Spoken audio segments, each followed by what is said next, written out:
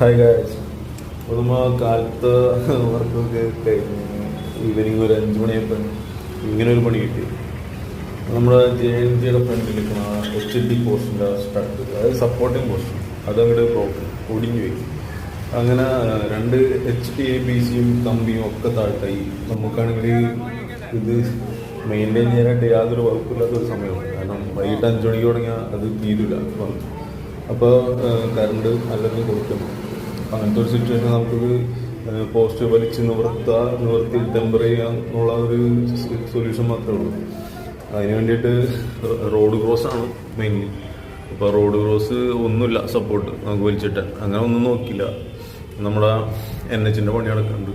മുകളിൽ പാലത്തിൻ്റെ മേലെ നേരെ കയറി നമ്മൊരു തൽക്കാലം ഒരു റാബിറ്റിട്ട് ടെമ്പർ ചെയ്യാനുള്ളൊരു പരിപാടിയാണ്.